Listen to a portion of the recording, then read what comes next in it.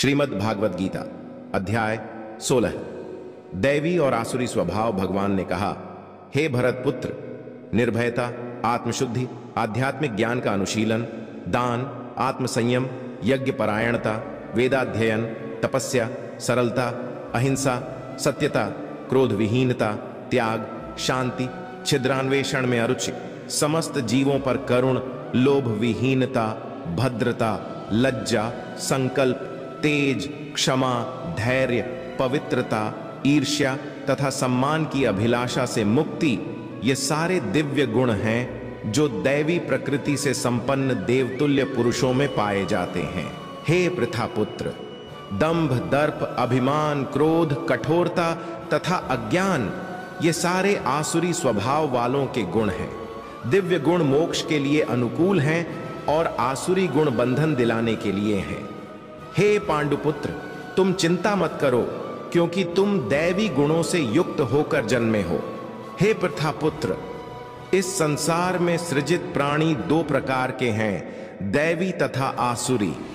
मैं पहले ही विस्तार से तुम्हें दैवी गुण बतला चुका हूं। अब मुझसे आसुरी गुणों के विषय में सुनो। जो आसुरी हैं वे यह नहीं जानते कि क्या करना चाहिए और क्या नहीं करना चाहिए। उनमें न तो पवित्रता, न उचित आचरण और न ही सत्य पाया जाता है। वे कहते हैं कि यह जगत मिथ्या है, इसका कोई आधार नहीं है और इसका नियमन किसी ईश्वर द्वारा नहीं होता। उनका कहना है कि यह कामेच्छा से उत्पन्न होता है और काम के अतिरिक्त कोई अन्य कारण नहीं है। ऐसे निष्कर्मों का अनुगमन करते हुए आसुरी लोग, जिन्होंने आत्मज्ञान खो दिया है और जो बुद्धिहीन हैं, ऐसे अनुपयोगी एवं भयावह कार्यों में प्रवृत्त होते हैं जो संसार का विनाश करने के लिए होता है। कभी न संतुष्ट होने वाले काम का आश्रय लेकर तथा गर्व के मद एवं मिथ्या प्रतिष्ठा में डूबे हुए आसुरी लोग इस तरह मोहग्रस्त होकर सदैव क्षण भंगुर वस्तुओं के द्वारा अपवित्र कर्म का व्रत लिए रहते हैं।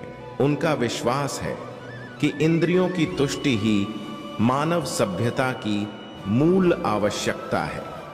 इस प्रकार मरण काल तक उनको अपार चिंता होती रहती है।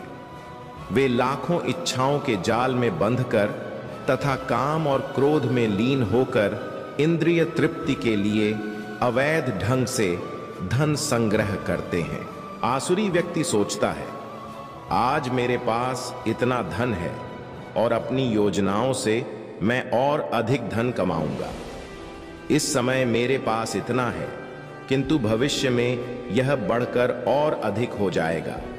वह मेरा शत्रु है और मैंने उसे मार दिया है और मेरे अन्य शत्रु भी मार दिए जाएंगे। मैं सभी वस्तुओं का स्वामी हूं। इस प्रकार अनेक चिंताओं से उद्विग्न होकर तथा मोहजाल में बंधकर वे इंद्रिय भोग में अत्यधिक आसक्त हो जाते हैं और नरक में गिरते हैं।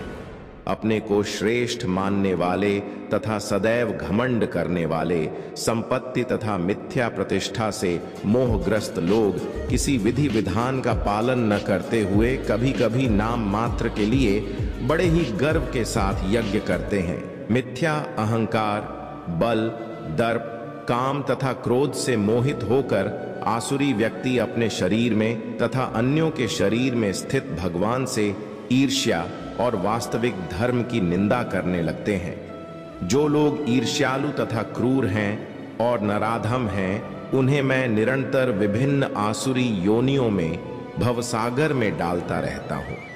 हे कुंती पुत्र, ऐसे व्यक्ति आसुरी योनि में बारंबार जन्म ग्रहण करते हुए कभी भी मुझ तक पहुंच नहीं पाते।